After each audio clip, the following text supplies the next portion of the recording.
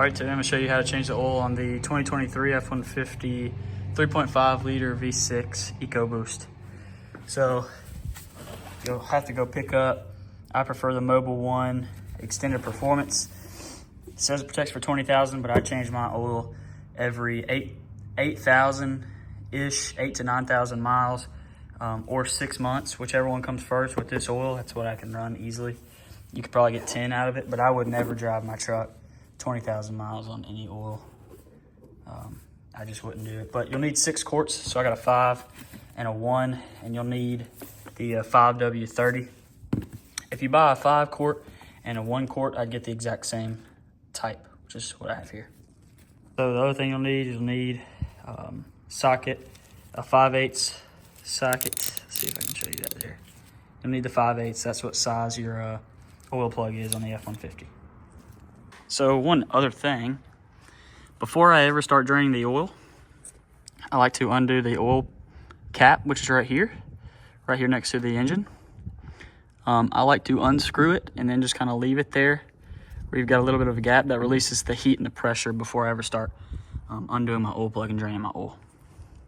All right, so as you can see, I've already got my oil pan under the truck here. I've come around to the passenger side of the truck. If you look up right here, you'll see that oil block, and then this is going to be your oil plug that you're going to take out. I'd position the edge of your pan directly under that, so that way you have splash area over here, because it is going to come out with a little bit of a stream. So that's how I have my pan positioned here. Now I'm just going to grab my socket wrench and I'm going to take that plug out. So I'll try to video this for you as best I can. I've got my plug finger loose now. You want to kind of keep applying some pressure against the oil block as it comes out until you get to the end of these threads here. And my oil is still pretty hot right now. And then you're going to pull that sucker out. When you get to the end of these threads, you're going to pull quick.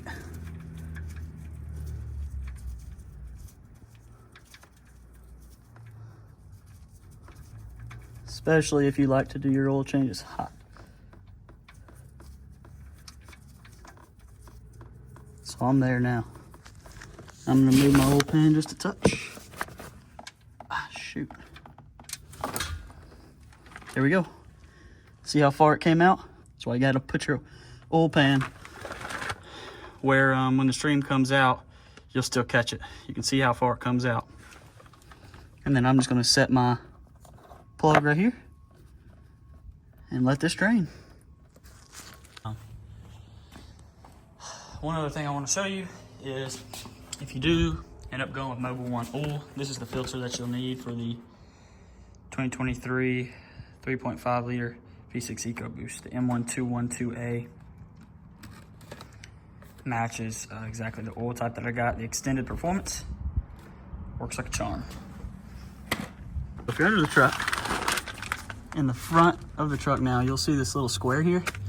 That is where your oil filter is supposed to, when you take it out, it's supposed to drain right through that hole and into your pan. So you need to position the pan under that hole. Now, as you can see here, it's harder to see your oil filter, but if you go from the front,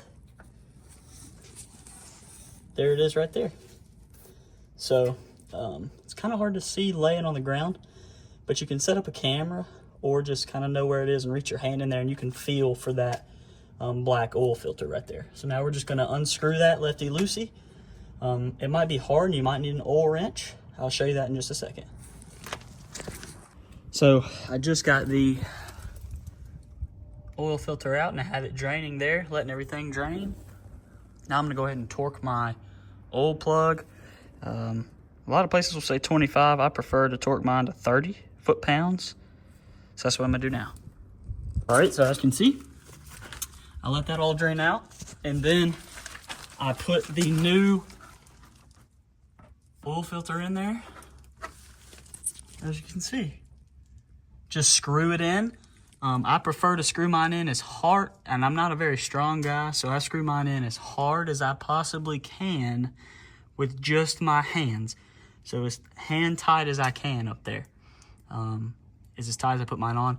Now after this, I like to get some paper towels, and you have this piece If the oil gets filled up here, it will drain out here instead of this hole, so you have to be careful of that. But typically it'll go through this hole down here.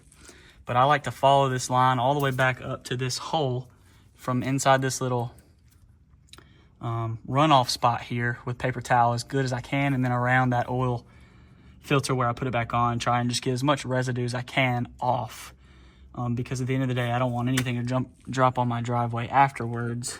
And it's also better because I can tell if there's residue, if something's leaking, if I know I cleaned up good. So anyways, guys, now all we're gonna do is clean up a little bit, and then we're gonna put some oil back in the truck.